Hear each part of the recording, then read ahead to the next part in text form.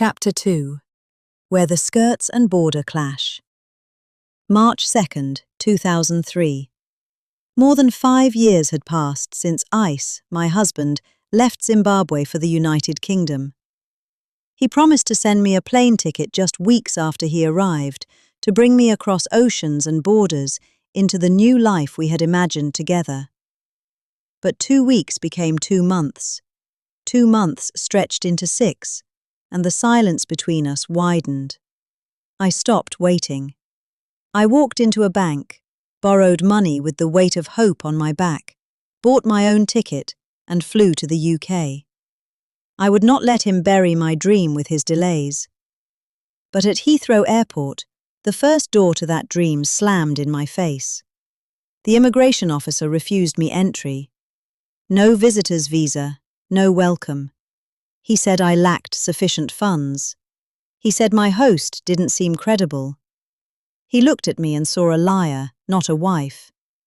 He decided I was here to work illegally, despite my insistence that my husband was a student nurse and could support me.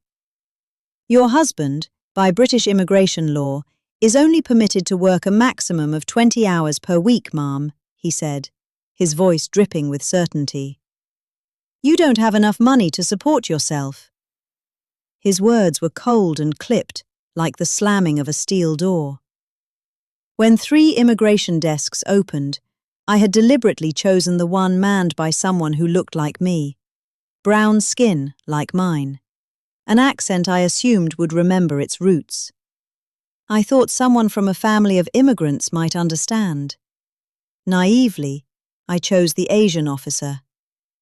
My husband told me he works over 40 hours a week, I offered, clinging to confidence. And there are lots of jobs in England. If he's working those hours, and he's on a student visa, he's breaking the law, ma'am, he said, unblinking.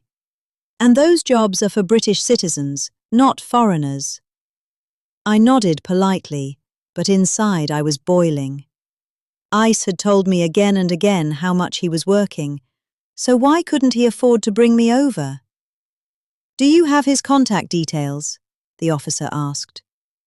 Of course I do, I replied, rummaging through my handbag. What does he take me for, flying across continents without my husband's number?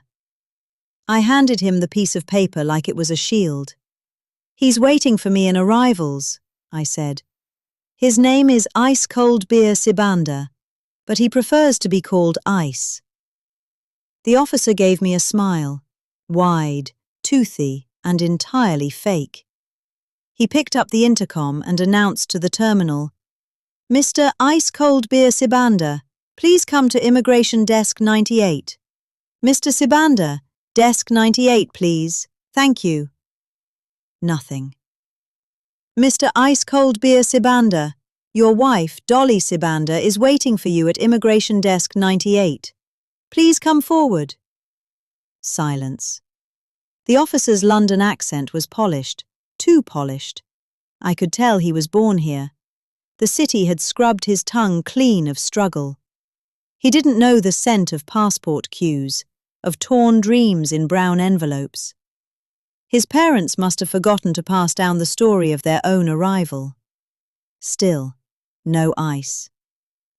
His phone is switched off, ma'am, the officer said after dialing. I'd heard stories. People left stranded in airports because their relatives' papers weren't in order. But Ice was my husband.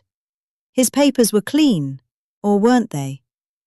The officer disappeared into a nearby office with my passport. When he returned, his voice was final. I'm sorry, ma'am, I can't grant you a visitor's visa. Your purpose for visiting is unclear, and I must put you on the next available flight back to Zimbabwe. He paused. Then came the insult. We don't accept economic refugees into this country. The word refugee rang like a bell in my head. Something sparked. A door cracked open. I would like to claim political asylum, I said, my voice sharp. Is that a joke? He asked, his gaze slicing into mine. My life is in danger in Zimbabwe, I replied. Why didn't you say that before? Why lie in the first place? His voice rose with suspicion. Had you not stopped me, I would have entered the country and figured out how to claim asylum properly. But by threatening to deport me immediately, you left me no choice. May I see a lawyer, please? His face twitched. What? I said, may I see a lawyer? I repeated, emboldened now by the fear I saw flicker across his expression. There's no reason for a solicitor. Stop this performance. You cannot deny me legal representation, I said firmly. This is England, the mother of all human rights. You cannot block me from due process. He didn't respond. I pressed harder, my accent heavy, my words jagged like Ndebele syllables cast in steel. If you deny me a lawyer, I will show you what Mugabe's green bombers did to my back, I threatened. Stop it, he muttered. You want to see for yourself? I asked again, hand reaching for my skirt. Ma'am, please stop. But I was done asking. I turned, pulled my skirt down, revealing undergarments that belonged to my husband's eyes alone. Do you believe me now? I demanded as the security men rushed in to drag me away. The officer had covered his face, shouting, Take her to the seclusion room!